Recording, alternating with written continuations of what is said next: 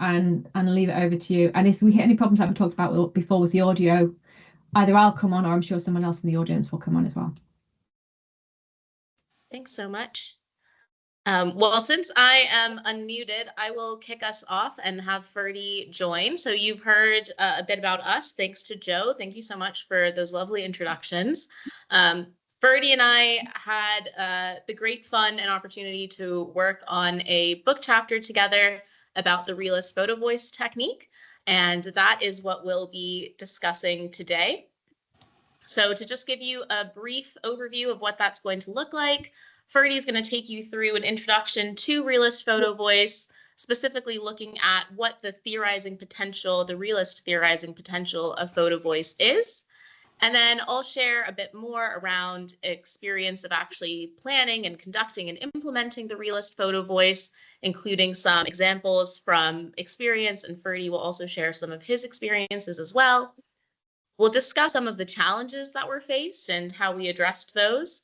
And then finally, what we're really looking forward to is the opportunity to have a Q&A and discuss with the rest of the group here. So with that, Ferdy.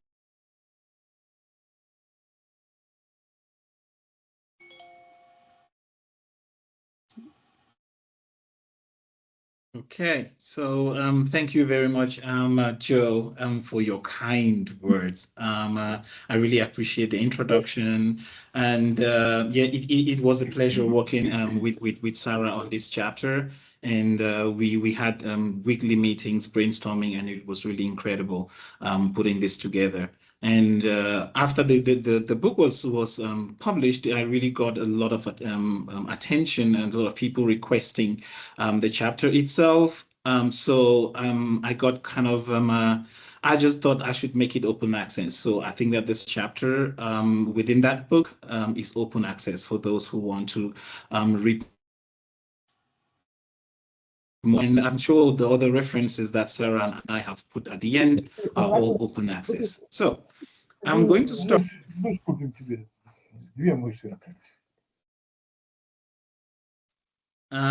Is somebody speaking?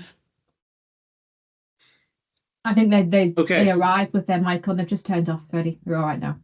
Okay. All right. Cool. So Photovoice was a very exciting methodology when I started thinking about realist work because of its strong focus on agency. And agency meaning the people who are involved in it. And so Photovoice, when I was doing a little bit of digging around it, I discovered that it is part of participatory action research group. So it's one of those methodologies that were developed and classified on the participatory action research group. And I thought to myself that in order for me to do justice on what Photovoice is and its potential for realist theorizing, I should first of all give a background or embed it within its general structure, which is participatory action research. And participatory action research is about understanding one's situation and having the intention to improve on that situation. So that's basically what participatory action research. So the research is about moving somebody from a situation that they are in, and then they are involved in reflecting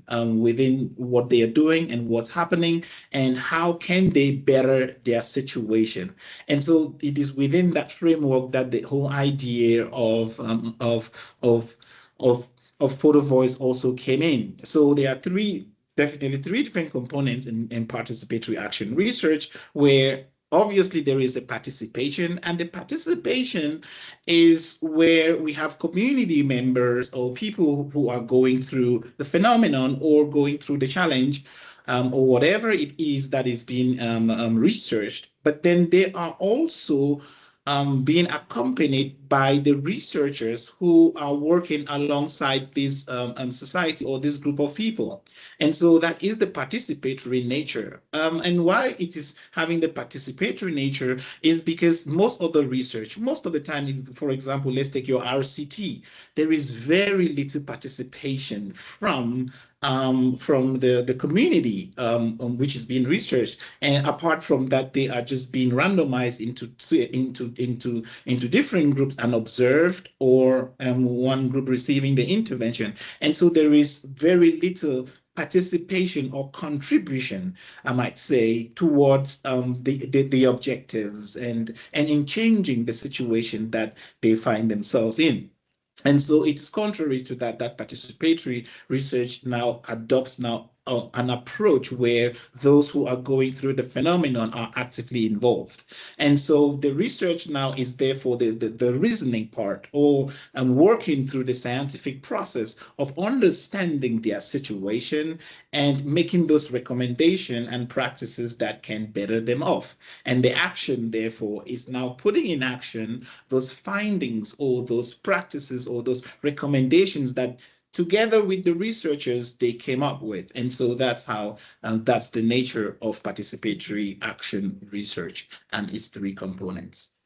And so we would realize that a key component of participatory action research is the research component, where information is used and decision is being made within the group, as both as co-investigators, those who are involved in it as community members, and the researchers. So most of participatory research actions, they'll call themselves co-investigators. The researchers as well as the participators are co-investigators. So there is decision making within that, and there's also scientific reasoning and thinking through the process. So they are heavily involved or participate strongly in whatever is going on. And plus the action, and the action is what is meant to change the situation of these people which they found themselves in. So it's about moving away from a particular circumstance to a better one, hopefully, by looking through, reflecting through those situations through a research process. And so the hope is that we get a better outcome for the community members or the clients, or whatever the situation might be. And so here is where the whole idea of photo voice kicks in.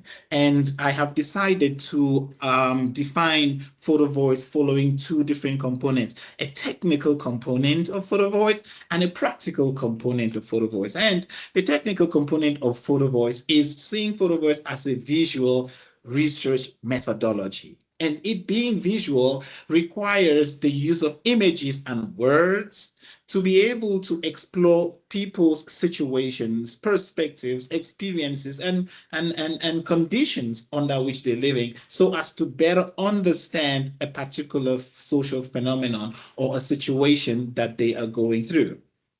And then practically, it therefore involves taking pictures, participating in a research process, which is usually, you would usually have a facilitator who guides interviews or focus group discussions after those photos have been collected.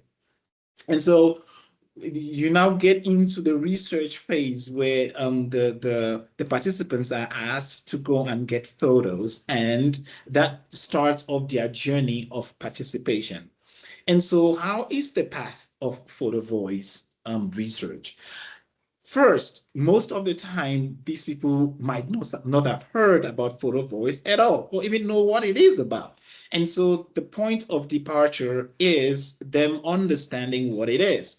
And so you have to, as the researcher or as the lead researcher, have to share with them the entire idea of photo voice and how it is about learning about their situation together and hoping to make a change at the end of it after reflections within the group of those who are there. And so after learning about what photo voice is, usually in this phase, you have to tell them the nature of photos that you want, the kind of photos that you're looking for, and what those photos are meant to represent. And then they now go home with whatever devices that you've decided to use, be it cameras or camera phones, or even disposable cameras, to now take these photos. And then you return now with the photos, and then having returned with the photos, there's now discussions and reflection on how these photos reflect or speak to the situations or the conditions under which these people are, or the conditions that they desire to change, and what would be a better situation for them. All these might still even be represented in the photos. Sometimes I usually would ask them to take about 3 pictures of the situations that they are in right now, and maybe 2 pictures of what they hope the situation might look like, or what would represent a better situation or a better condition or a better outcome for them. And so I usually ask them to now write narratives, or just think of a story that represents your photo or the situation in which you're in, and then put it together, and then you come and share those photos with the entire group. And then after that, we now reflect and then come up with discussions and present these at exhibits sometimes, and we reflect towards a way forward in terms of behavior change.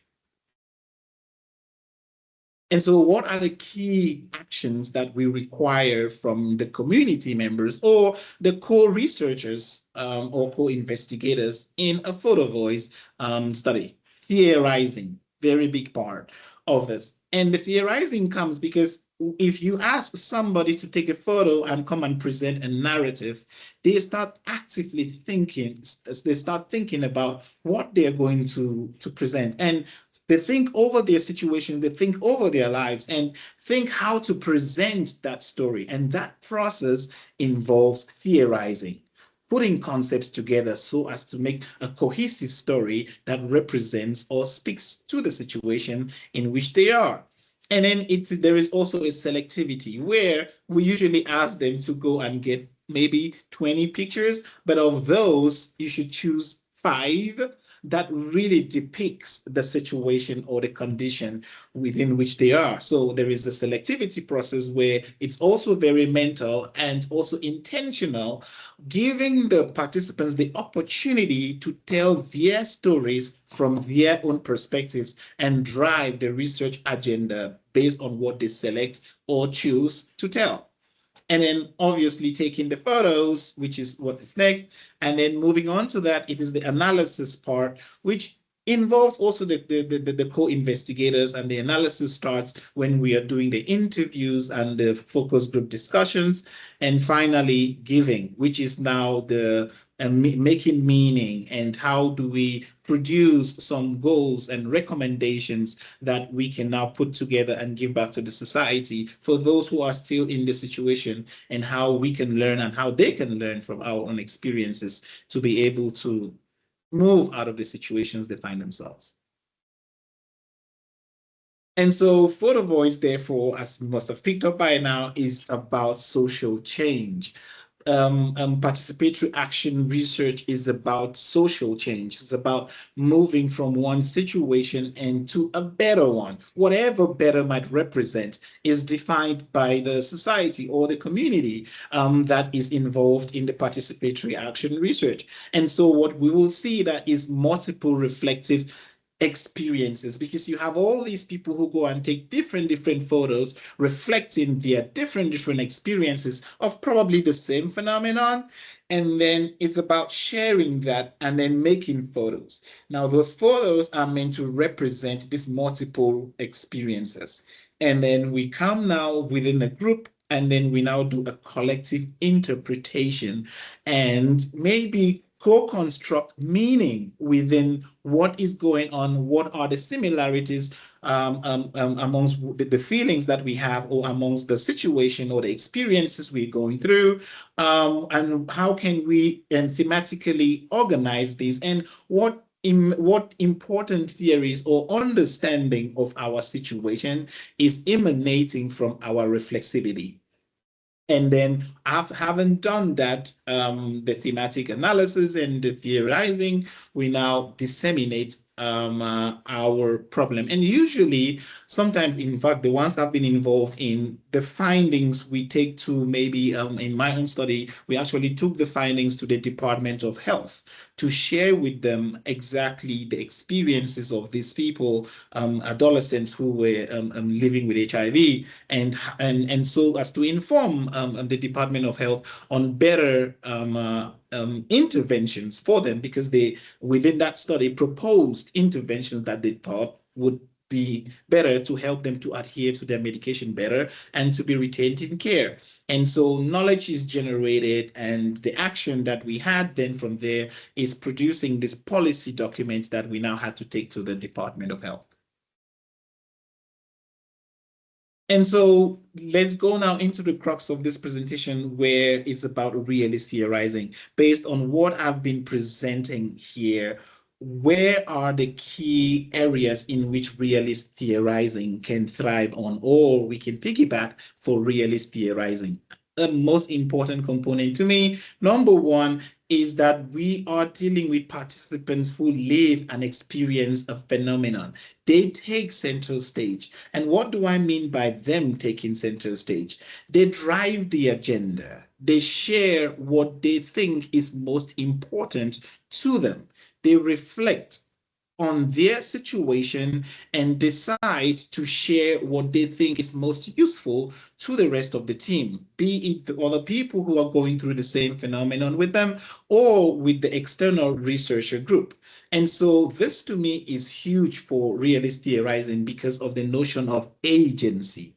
Realist theorizing is about agency. We always talk about structure and agency. And agency, we know, drive mechanisms. Without the agency or the agents, an intervention will never be picked up. It is their reasoning to the resources that are available that makes any change. And so the fact that they are put central stage and their perspectives is really taken into consideration, to me, is an important instance for theorizing or realist theorizing. Next slide. And secondly, an opportunity for realist theorizing in Photovoice work is that the experiences of these people of themselves constitute huge knowledge. Now, even though I can come in with my objective, but within my interaction with them, during the meaning-making opportunities after the photos have been taken and we are sitting and reflecting or doing a multiple reflexivity or group reflexivity of the different situations within that interaction, within that melee, we do have quite substantial knowledge that is being generated based off their experiences. And to me, this is a huge opportunity for realist theorizing, where it becomes easier, not so easy, to identify mechanisms that are at play. It is also easier within this environment to be able to tease out your context conditions and also to understand the behavioral patterns of these people based on what they are sharing. And you can easily, to me, link the mechanisms that are being brought up to the behaviors that are also being shared. And so a direct link between the mechanism and these outcomes, to me, the experiences and this knowledge generation, generating atmosphere, to me, it's really, really great for realist theorizing. And thirdly, the nature of Photovoice data. The fact that you bring in a photo and that photo triggers a flurry of questions. It can go in any direction, those photos. It can have different interpretive directions. But having the person who took the photo to start sharing their initial thoughts, their ideas, and their perspectives on why they have chosen what they have chosen to share their experiences, to me, offers an amazing opportunity for understanding mechanisms sometimes. And what I realize in my Photovoice work is how difficult it is to get participants' mechanisms. And sometimes I was asking myself, what kind of questions do I really have to ask to get to these mechanisms that are relevant to this behavioral patterns? But what I discovered is that once the discussion is triggered by a photo that they presented, it offers me an opportunity to start asking deeper questions like, why do you think this photo is relevant? Now, this tree that I see in this photo, what does it mean to you? And once you start getting into the levels of meanings, then it's easier to bring up or unearth the critical mechanisms that are at play. So the nature of photo voice data to me offers an amazing opportunity for realist theorizing and understanding the social phenomena. Yeah. And fourthly, its role as a dialogue tool, incredible for starting discussions. When I used to use interviews amongst adolescents, and my adoption of photo voice started because of my struggles to actually interview adolescents and really get thick discussions out of them. So usually when you ask them a question, they would either say yes, no, and really they are so reluctant to even open up and even speak freely. And so I thought of photo voice as an exciting way that will get them excited and will get them into the zone of Gen X or Gen Zs, whatever gens they are called now, but to be excited that, and so in my study, rather than give them photo to give them cameras, I gave them camera phones. I bought them Samsung phones. And so that heightens their excitement and their participation, and taking photos using those phones, it was just a blast for them. And so within that, I could really get into very thick discussions, and where we could even move around and ask questions around the different photos. So these were the 4 opportunities that we thought that photo voice offers for theorizing.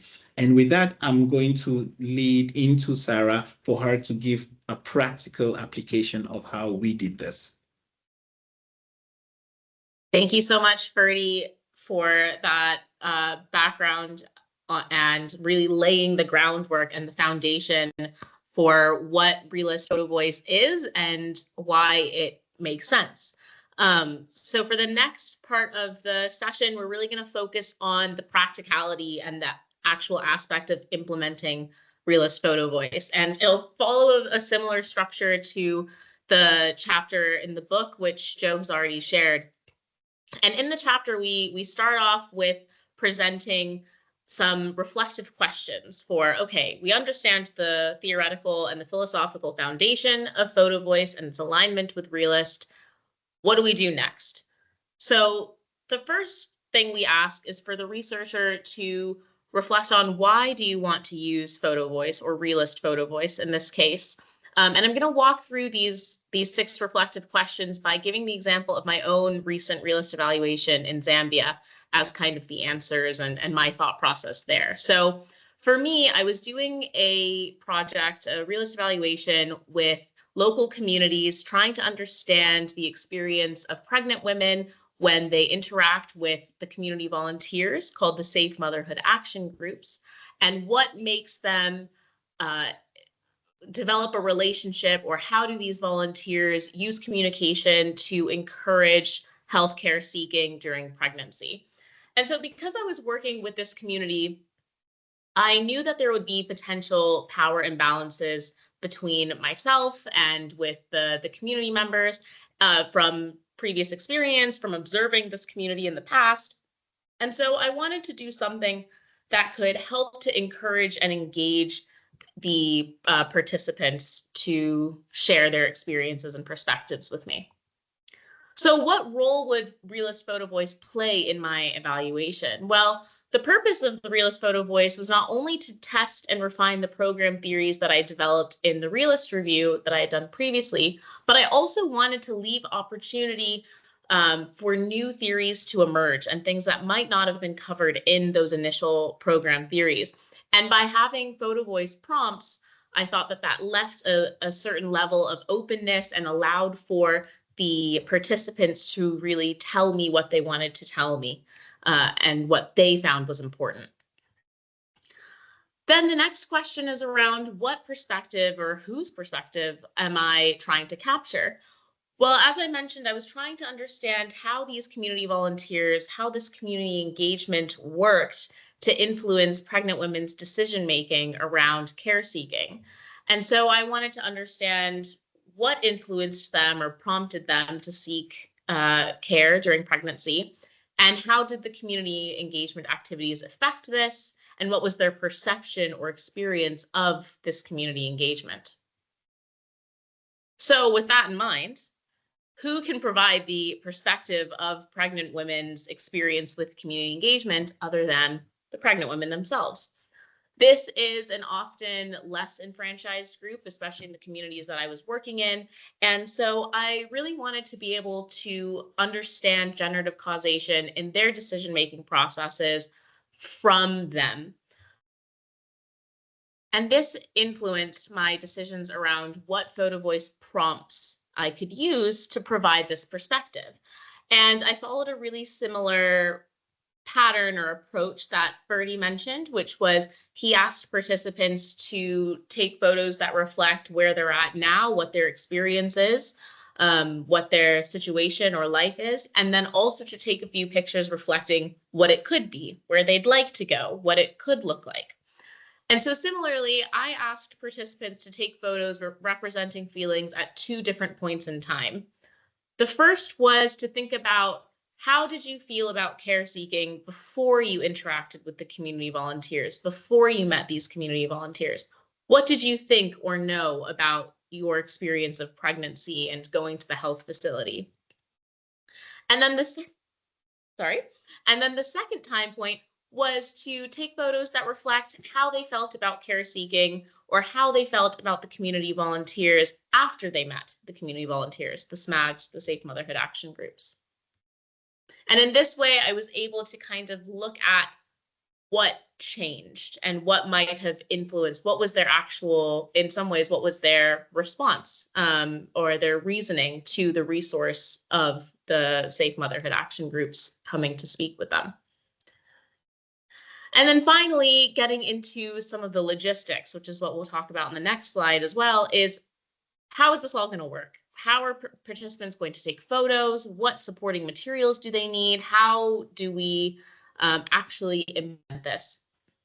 And so some of the considering factors there are related to what type of cameras to use, digital, film, smartphones, as Ferdy mentioned, also understanding the actual instructions and what that would look like, and how you would integrate them, or how you would orient participants and co-investigators on this process.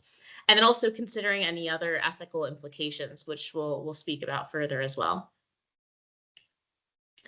So now that we've decided we want to use Realist Photovoice, we know it's the right fit, we have a bit of a plan in mind in terms of what we're going to ask and what the Realist Photovoice will accomplish. How do we actually do this? What does it look like? Well, we developed an approach based on those reflective questions, the main one really being, or the crux of it really being, what are those questions and what are those photo voice prompts? And then the next step I took was to develop some instructions. And so I created and translated these visual instructions, which you can hopefully see here.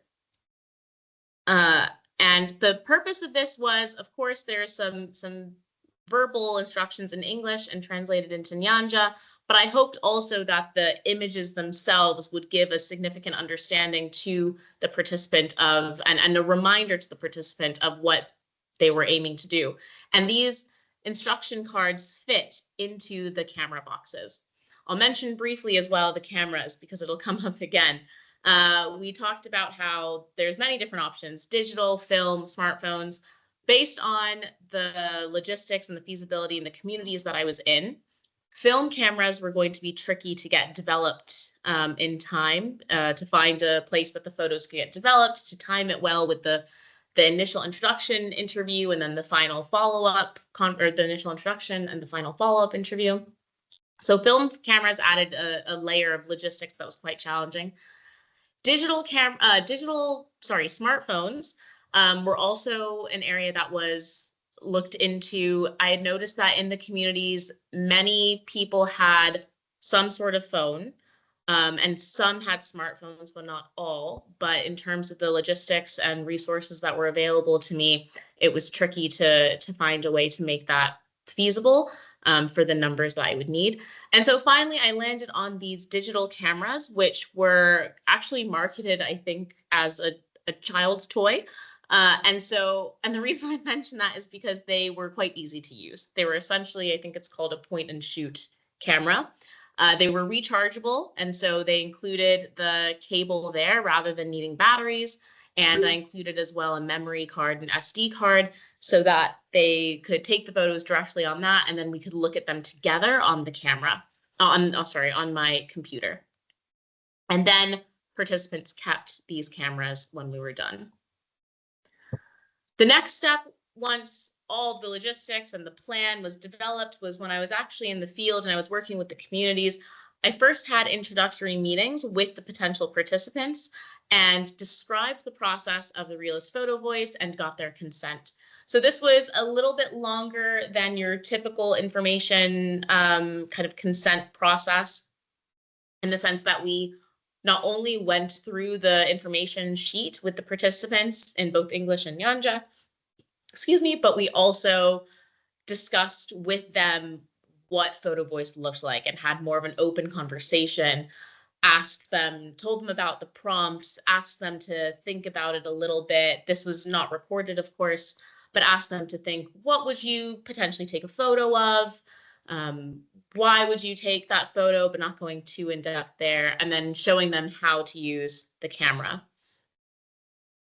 Relatedly, we piloted this process and approach with the first participant, and we were able to adjust how we did this and our instructions accordingly. So for example, we really identified the importance of giving examples of what to take photos of. This is something really tricky to balance, in my opinion, of trying to give an example without also leading the participant. So I think it's something that requires a good bit of thought and reflection on how you do that. But I wanted to note that in reality and in true form of Realist, every time I did an introduction meeting around the Photovoice or oriented new participants, slight shifts happened. And as we did interviews, or we call them follow-up conversations in the chapter, there were slight shifts in how we asked questions and how we approached it, based on the learnings, based on the theory refinement and testing that was happening throughout the first case study and then the second case study. So with that in mind, we'll now share a couple examples so you can see what this looks like in practice. And this was the really exciting part of the Realist evaluation and of using the Photovoice. So as I mentioned, participants were asked to take a photo representing what they felt or what they thought about the SMAGs, about care seeking before they were pregnant, before they went to the facility, and then what they felt or thought about them after they had experienced or interacted with them. So this is an example from a participant who shared a photo of this car.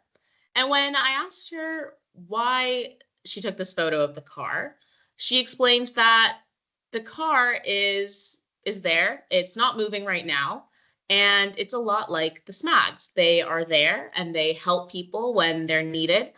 And they like a car, will drive whoever is the passenger in the car. The SMAGs will do the same. The SMAGs will help you. They'll be available.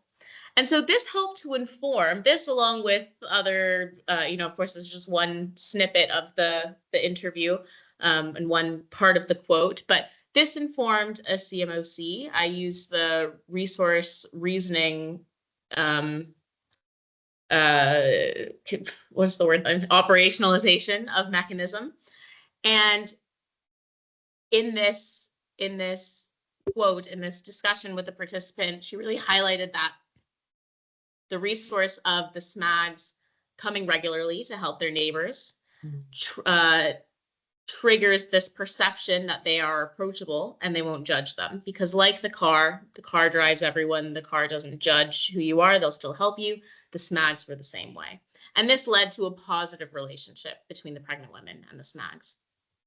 Another participant, in a similar vein around what your experience and relationship with the SMAGs is like, presented a photo of these chickens. And she explained that the chickens are playing, they're having a nice time, and that's what the SMAGs are like as well. They teach them and they interact with them in this playful, jovial way, but they still learn a lot from them. And so in this way, it informs the CMOC around that relationship between the SMAGs and the women, the pregnant women or the family, that when they play with them, when they're relatable, it helps them to accept the messaging and information shared from them. I think we'll go a little bit more in depth in terms of how we go from this photo and this quote to a CMOC in the challenges. But I also do want to share, have Ferdy share with you 2 examples from South Africa, because he had a very different experience in terms of Realist Photovoice from myself. Absolutely.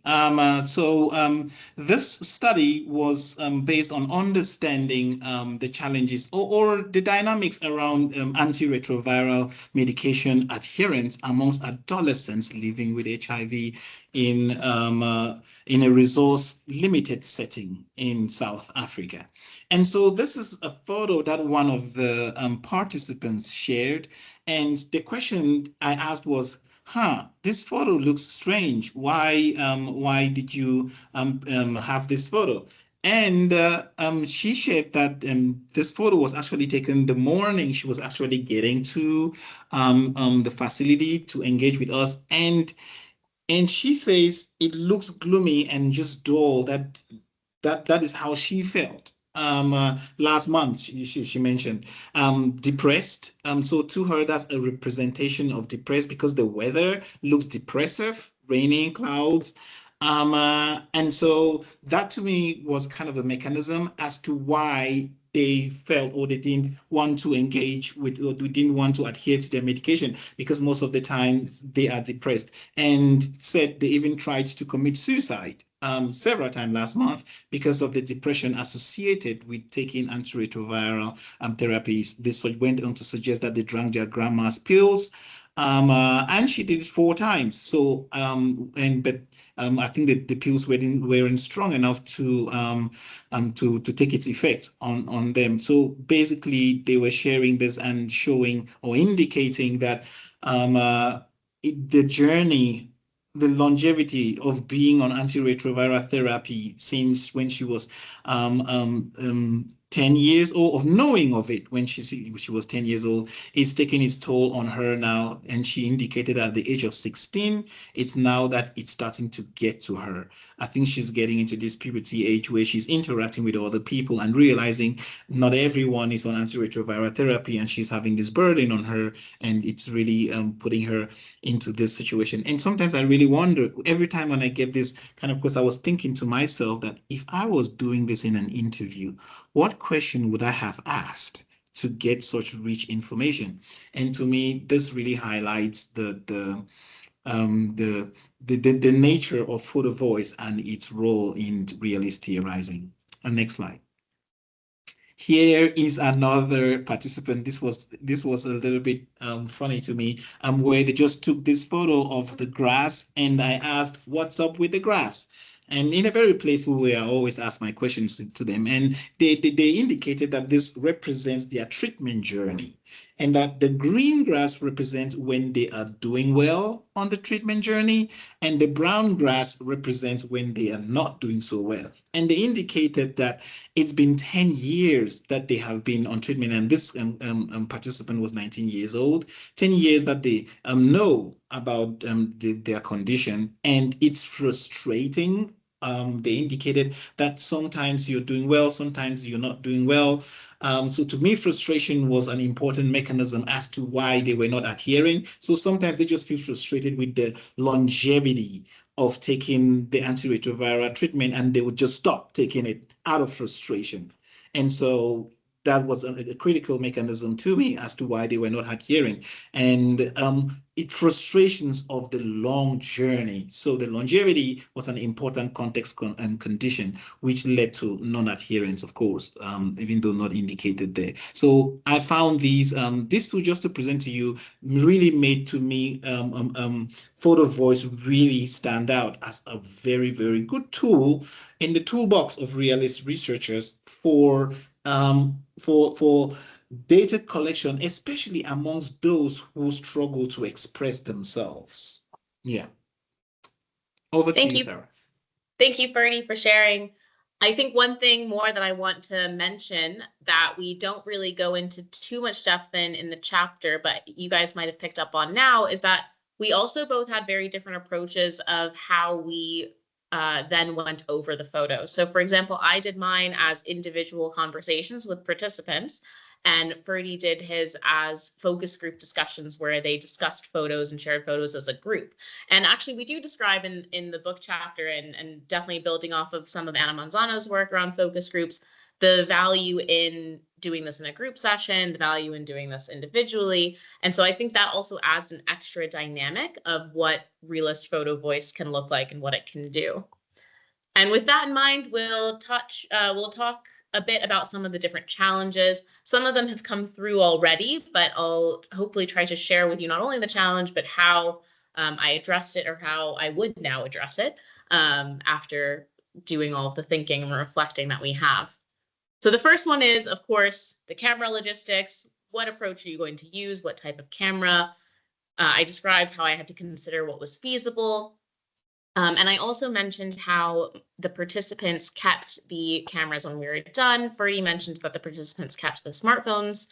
And it's important to note what this means and the dynamics of gift giving in research, and especially in research with low resource settings, and what it looks like, and in different contexts and different communities where there is a role of compensation in research. And so just adhering to what would be acceptable, what's appropriate, not putting your participants in a difficult situation if you're giving them something very, very valuable.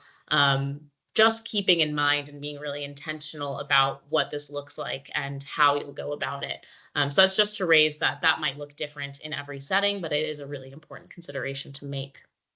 Relatedly, there are several ethical implications around photos. I mentioned that, or actually I might not have mentioned, but one of the components I kept in mind was that in addition to the informed consent that participants signed for participating and for taking the photos, I also had them sign a photo release form, which meant that I had permission to use the photos. They were giving me the photos.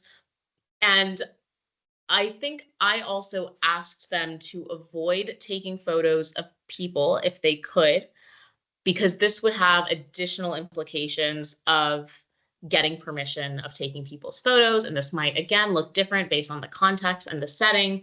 But I knew, being based in a European institution, that would be something that would be important for ethics. And so I just asked them not to take photos of people for the most part, or if they did take photos of people, to make sure they had their permission. Relatedly, with the photo release, I included that I was given permission to use the photos, to share them in settings like this, with all of you, in presentations, in the book chapter, in a publication.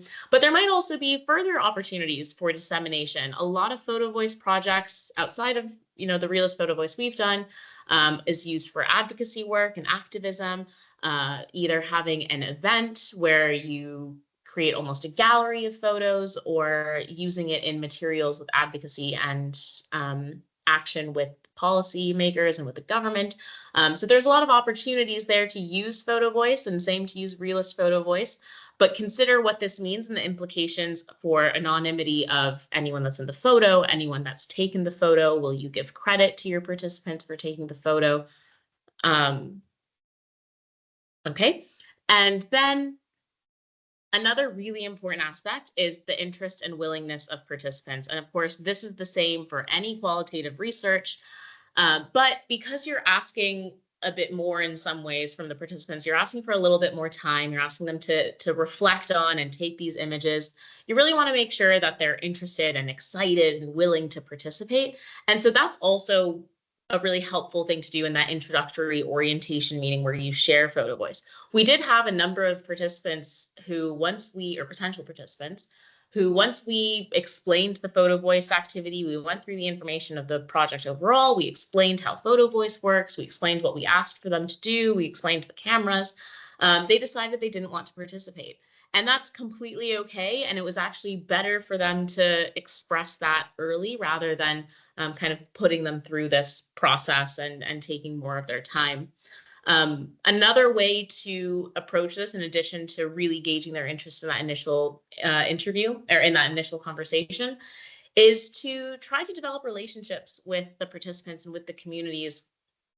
People can be very hesitant and shy in interview settings. We even noticed that one of the participants we had, actually many of the participants that we had for the Photovoice were really enthusiastic when we had this initial meeting. They were really excited about taking the photos.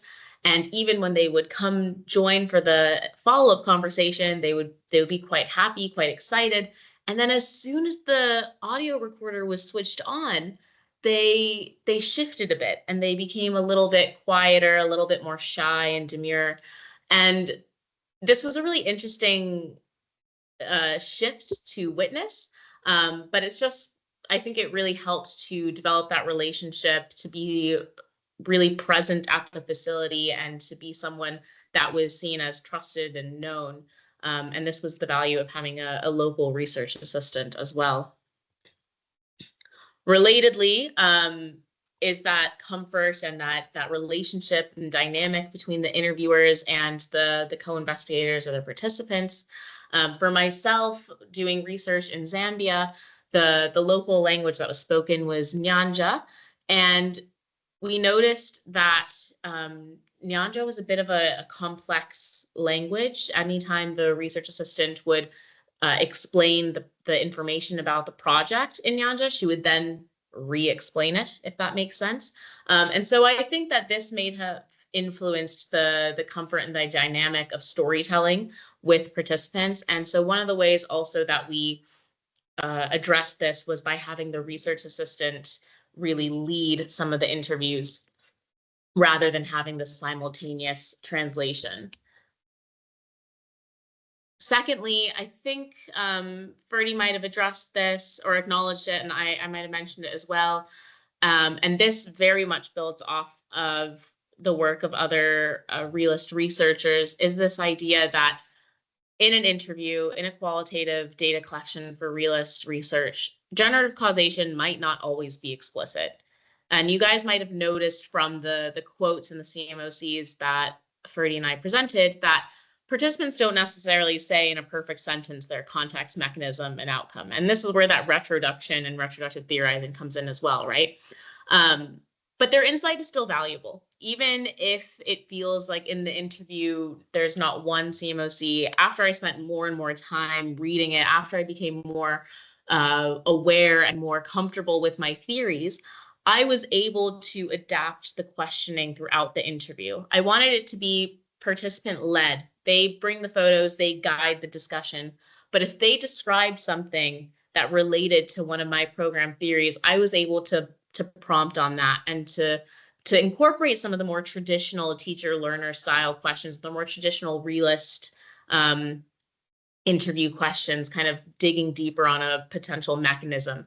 And so it was really important to have that familiarity with the theories and to know what I was looking for. And then finally, relatedly, as you're making these changes and these adaptations and you're kind of integrating this different methodology or this different method into your realist methodology, it's important to be aware of what these changes and adaptations mean for the philosophical alignment and still being aligned with realist principles and considering those different philosophical implications. And so that's really just a caution for the researcher themselves. And finally, to bring this all together, I think my favorite part of the chapter is the final figure we present, which looks at some of those different stages I presented of this process and the recommendations that we put forward of the different considerations you can make. So the first thing we want to do in Realist Photovoice is situate the photo voice in our entire evaluation. What's its role? Why are we using it? Is it suitable? It might not be suitable for every situation.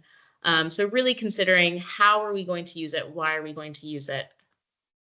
And then is the logistics around the study design and planning, actually developing what those prompts are, determining your cameras and your logistics based on the feasibility and the setting, considering how you're going to support your co-investigators, your participants, what you're going to do, what you're going to share with them, and then any of the necessary ethical implications you need to address. Then finally is the actual collection of the data, the integration of the photo voice activity. Make sure you pilot it, definitely pilot and test out your approach, the way you introduce the subject, how you orient your co-investigators, how sharing the photos works, things like that. Additionally, this is really important, and this has to do with that idea I mentioned that a CMOC isn't always explicit, but we really want to maintain the fidelity of data collection, especially when there's translators or interpreters. And this means that we're interested in the meaning of what participants are saying, rather necessarily than a word-for-word translation if it doesn't make sense. Similarly, being flexible in the follow-up conversations, adapting the questions, making sure you're responding to and following the thread that the participant or co-investigator is sharing with you. Consider whether you want to use a group dynamic or an individual approach to those follow-up conversations. And very importantly, embrace imagination and creative conversations and connections to unveil these visual metaphors. And then in analyzing the data, I think for me, it looked a bit similar to general kind of realist data analysis, and that's that we're still using CMOCs, or you might decide to use linked dyads or triads or different configurations of the classic context mechanism outcome. And we're using both the photos and the conversations. And we might do different ways. We might consider different ways to do this analysis, looking by participant type, by individuals, by groups, and this just might depend on some of those other decisions you had made. And then finally, what this is all about, developing, testing, and refining theories. So we are using those theoretical nuggets from the data analysis to test and refine our program theories or any emergent theories. And there also might be opportunities for using Photovoice, Realist Photovoice photos in an exhibition or a booklet to disseminate your research as an opportunity to consolidate the refined theories, presenting the theories to a wider, or presenting the photos to a wider group or a different participant group as a way to further test and refine theories. So with that, we would like to move into the discussion portion of the session, and I will also just put up some of the resources that we have as well, which I believe Joe will be able to share in the chat, but in case anyone would like to take a look or a quick screenshot. Yeah, I've just put them all in. They should be hyperlinks, so it should be easy for people to follow that. So Sara, Ferdy, thank you so much. So we haven't been very good at this post-COVID, but in COVID, people were really good at turning on their cameras and clapping as if you were in the audience. So we'll give it one more go. Thanks, Alejandro. You know, guys, if I'm going to the effort of contacting all these people, show me a bit of, you know, your cameras for a few seconds and let's give everyone a clap as we would do if they were in a lecture hall. So thank you very much. And those of you who don't, you can still use the raise icon or whatever, the react icon and send your flashing hands all over the place as well. So thank you. That was phenomenal. So what I would like from the audience now is if you've got any questions, if you can start populating them in the chat, and I'll come to you in a moment. But there was a million things racing through my head, and although it's a very different field, if you like, a very different study to the one that I predominantly work in now, which is serious mental illness. When you were sharing the photos and talking about the responses that people made, I could see application with a much greater feel. And one of the things that I suppose I reflected on as you were talking was some of the conversations that I've had with people who are managing the side effects of medication from serious mental illness. And the side effects, for those of you who are not aware, the side effects from antipsychotic medication can be horrific. And therefore, those conversations can be very difficult. They can be emotive, and they can sort of leave you feeling afterwards like, wow, I mean, as the interviewer, let alone the person on the other end who has shared their very personal journey with you. And I just thought that this could be a really valuable way to start those conversations, because sometimes those conversations around particularly vulnerable and stigmatizing conditions or areas can be very difficult to get into. But actually I could imagine a whole array, you know, like tons of pills, you know, all sorts of things being presented by the photo. So if there are any serious mental illness researchers in the audience who think this could work, let's get in touch and link up with Ferdinand and Sara for some expert advice, because I think this could be a very good way. But basically, this is just a one for both of you to say, what are your thoughts around the application of this with vulnerable populations?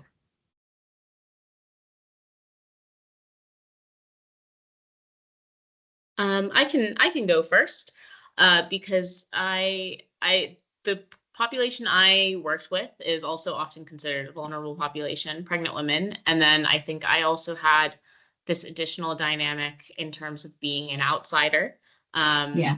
And I actually also will go so far to say, as working with my local partners in Zambia who are based in Lusaka in the city, the capital city, even they going into these communities were considered outsiders, which I thought was quite interesting. It's not always as black and white or simple as we might think it is. And I am actually of two minds. I think there is huge potential for Photovoice and for Realist Photovoice to help to have some of those difficult conversations.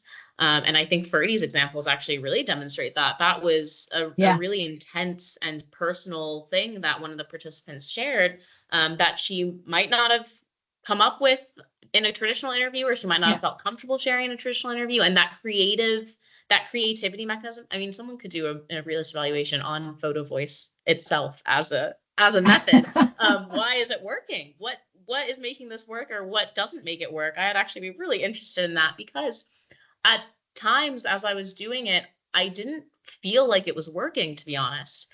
I think it was when I looked at it all together at the end, I thought, okay, there's something here. But at the time, I was really hitting my head against the wall a few times and just thinking, what can I do or say to have, or what can my research assistant do or say to have these participants open up to us? So I think it can also be really challenging. I think it's not necessarily a given that it's going to work. I think it can be really rich and insightful, and I think it has lots of opportunity to make people comfortable in a way that they might not be if they're speaking solely through their words. But I'm not so sure how it works yet, now that I think about it. Do you have anything to add to that, Ferdy? Absolutely. I would say, Sara, based on my experience, is that the moderator or whoever is also moderated is an important component of it. And I know that I can operate in different spaces, and so it was easier for me to operate with the adolescents. And so that's why you could see they could speak so easily to me and talk to at that level, because I was able to get into their vibe, into their environment, into their state of mind, and be able to talk to them at that level. In fact, the things here is what we did. One of the person coordinating the HIV program attended some of these Photovoice programs, and her reflection was that what these kids have told you, they have never ever told me, irrespective of how many times I've gotten to them on one-on-one discussions. I have tried to make the environment conducive for them to open up. And she just started tearing up to learn some of the challenges these adolescents are going through at home, hunger, some of them not taking medication because they don't have food. But when they come to her, they always tell her, we have food. And so she was just saying how I got these children to open up and to be able to share so deep things. So I think personally, it also depends on the skills of the moderator or the interviewer, as well as every other qualitative research. It also boils down to that. So that's my reflection. But I agree with Sarah, because while she was doing hers, we kind of reflected a little bit on it. We went after the pilot, we looked at what was coming up in the pilot, and we were not satisfied at all, because we didn't think that it was hitting the right spot, the sweet spot for us. We were struggling to really get them to expose the mechanisms and things like that. But I think after the pilot, we now rebranded ourselves and reworked some of the questions, and after that, we got better responses. And so Sarah was absolutely right to say that it's not a given that this will work, but it also takes some reflection, and piloting is key, people, because my pilot worked. Yeah. I think you're absolutely right, because I think even as an interviewer, your skill develops with more interviews you do. So the same sort of research skills are going to apply in the same forum, and that you will get better as you go. And just because the first ones didn't work doesn't mean that you can't make those adaptations and keep learning. I just find it really, really vulnerable. So I've got a question in the chat. Alejandro, is yours in relation, your hands up, is it in relation to this or a future question? Future question. So right. I'll go to Maria in the chat. So Maria, do you want to come on and ask your question? Or do you want, I'm not going to read it out, but I think maybe Sara and Freddie can read it so that it helps them. Are you there, Maria? I know some people have had some connectivity issues, so some people have been in and out and in and out as I'm assuming as their internet connection has dropped. Are you there, Maria? Yes, I'm here. Yes. Can you hear me? Okay, yes. So do you want to ask your question direct? Because I can see you've got it in two parts, yeah? Yeah, okay, sure. I don't mind. So thank you very much. This is a really great presentation. So I have two questions. The first one is, did you usually analyze the pictures by the meaning and interpretation of other participants wanted to express only? Or did you also analyze the specific elements, let's say more objectively, to maybe create more sense of the context, for example? It was just about the meaning, or also looking at what is represented there, and then how did you use it? Yeah. That's a brilliant question. I'll go first, and Sarah can go second. So, when my participants projected their pictures, what I asked them to do first, I go through the picture, and I would say, for example, when the picture is projected, and I would literally say, this is a picture of a grass, and I notice green and brown grass. What is this about? And then they start narrating. So I kind of just describe what I see as the interviewer, and then I allow them now to provide me with the context that within which that picture emanates and what it's representing. So in terms of an objective analysis, I did not offer it, because if you give one picture to 10 people, you will get 10 different interpretations of that picture. And so because this is a study based on somebody's own perspective of things, I give them the opportunity to share the background of what's going on. But I will, to show them that I'm engaged and I'm with them on this journey, I would say, this is a picture of an empty plate. Tell me what's going on. And literally one of them came and just brought in an empty plate. And that's when they started telling me that most of the time they are hungry. They don't have food at home, and that's why they don't take their medication, because they were advised at the hospital that this medication must be taken with food. And so the empty plate represents no food in their house. So and then I would simply say, hey, this is an empty plate without anything in it. What's going on? And then they start presenting now the context to me. I think, Sarah. yeah, I think my experience was similar. I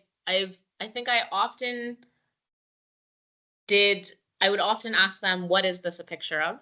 rather than, and also keep in mind, I did mine individually and Ferdy's were in a group. So I'd ask them, what is this a picture of? And I think that was an interesting way to do it because sometimes they would, I had a lot of animals as photos that I was given. And so, for example, there would be, someone would show a picture, I think it was a dog or a cow, I can't remember. And they were like, this is a sad dog. And I was like, oh, I didn't realize that dog was sad. Why is the dog sad? And it's because the dog doesn't know that it needs to go to antenatal care or something like that. That might not have been the exact, but an example like that. And that's to show that, you know, a lot of the times, similar to what Furry said, you don't know what the photo is to them, why they've taken it, what it represents and what it means. I will also even admit that there were times where they presented a photo, they explained it, and then me and the RA were thinking, oh, are they saying X? Is this what they're talking about? And we'd ask them, is that what you mean? Are you talking about this? And they were like, no, it's just sad. Or like they would kind of take it back a step and they're like, no, that's not what I mean. And we're like, okay, what about this? And so while we interpreted the photo in one way, and I thought based on, you know, some of the other things I'd heard around me that maybe this meant this, and this was the CMOC that was at play, it wasn't coming from the participant.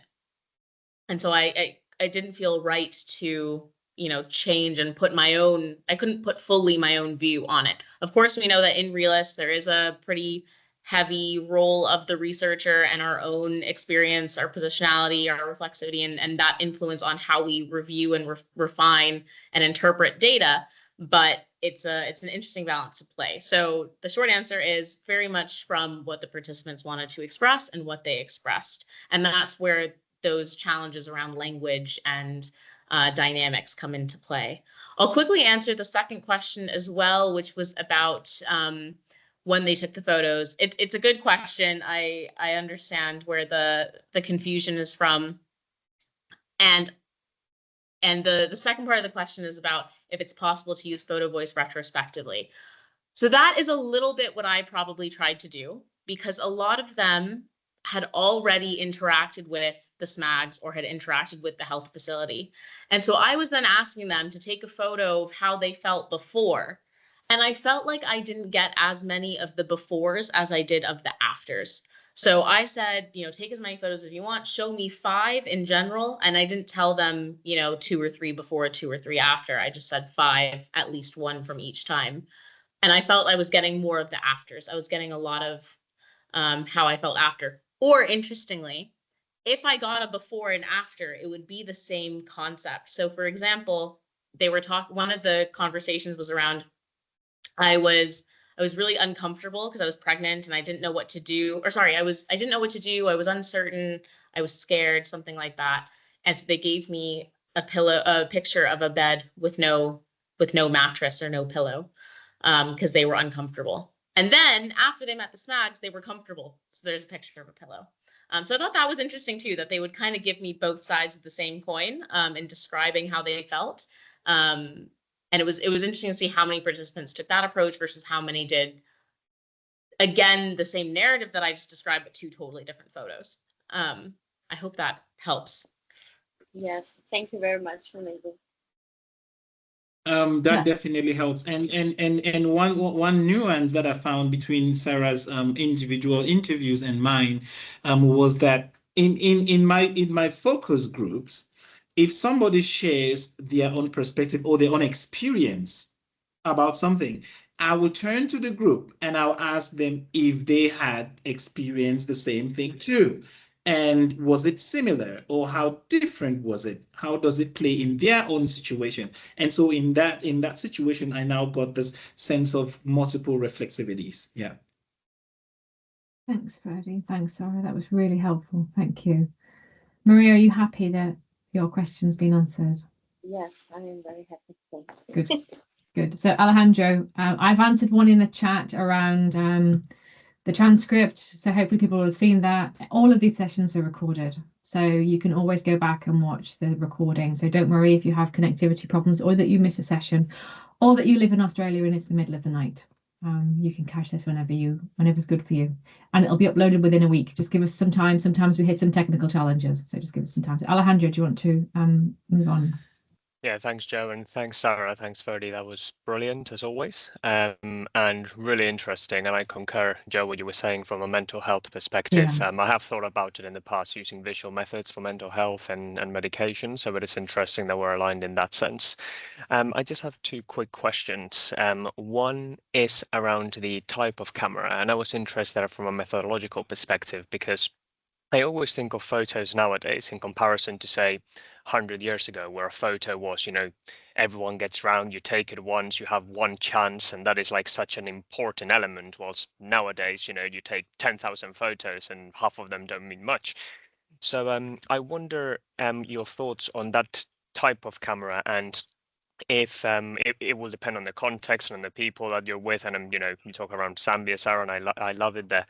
um, do you think there's also value in providing cameras that don't have like a infinite number of possibilities? So really that mechanism has to be super triggered in a way for them to want to take that picture, rather than providing that unlimited number of photographs. Because I saw in your post you said you need to pick 5 photos, but I'm not sure if those photos that you gave, Sarah, had a unlimited number or not, and if you feel that unlimited versus limited amount of photos could impact the triggering of those mechanisms. That's my first question.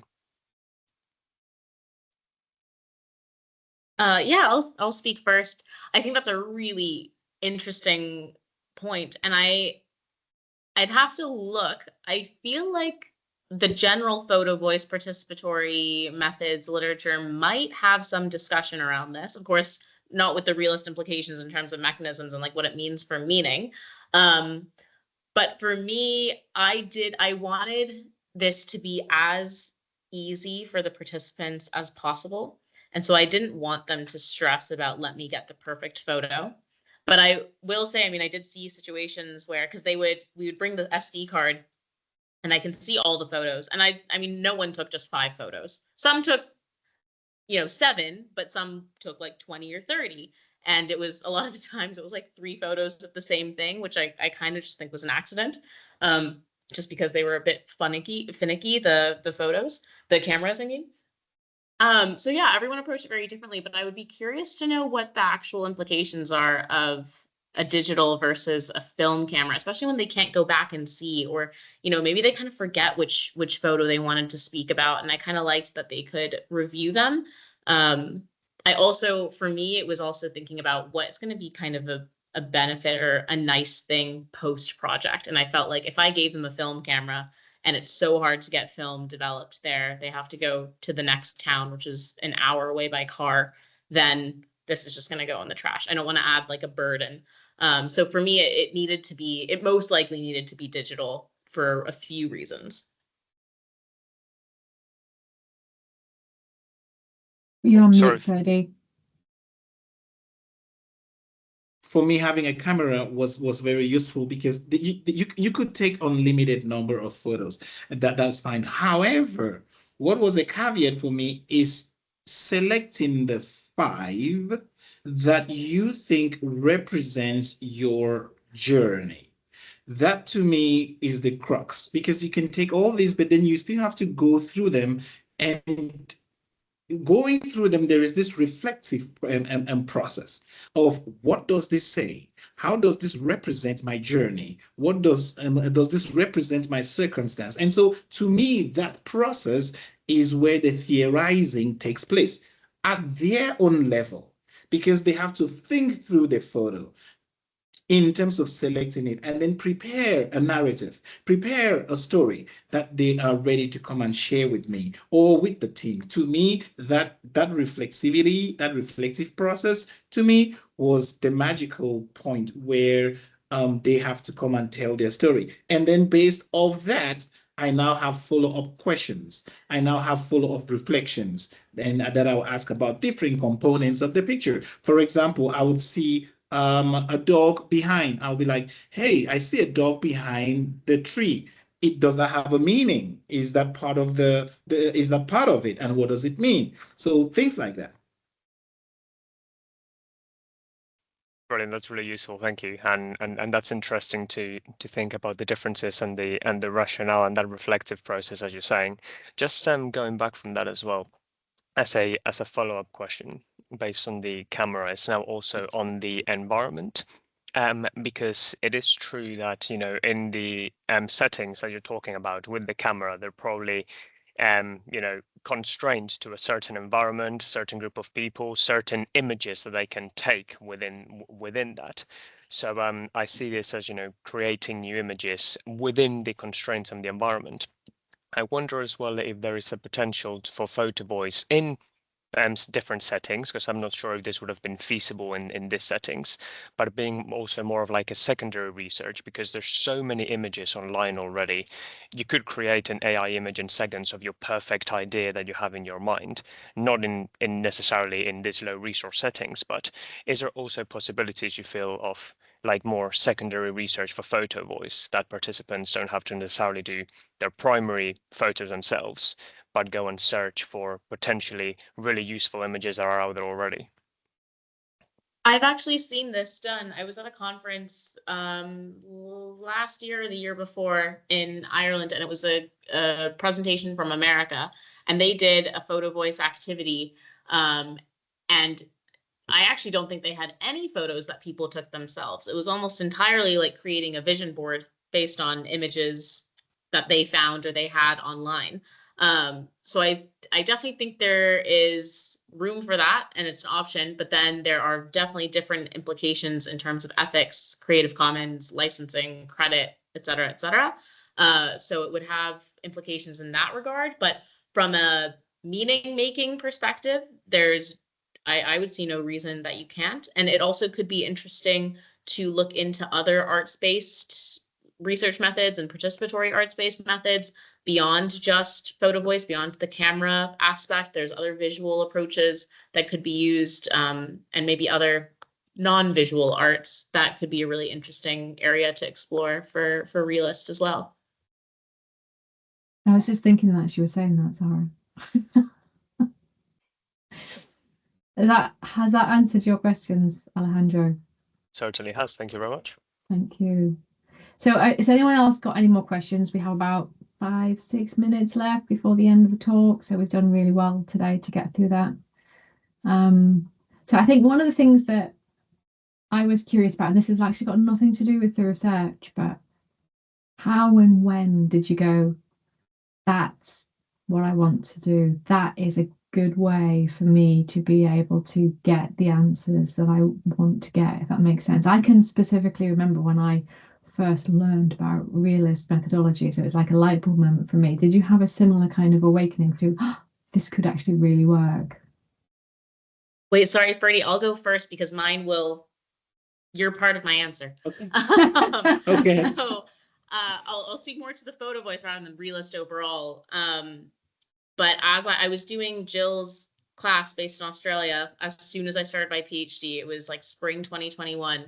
And one of the assignments was to discuss a potential challenge, essentially, in your realist research. I can't remember what the specification was, if it was supposed to be, synthesis or evaluation. But I spoke about, okay, my plan is to do a realist evaluation in this type of context. I know it's going to be community engagement. I know it's going to be probably sub-Saharan Africa. I know it's going to be pregnant women involved because it's going to be maternal health.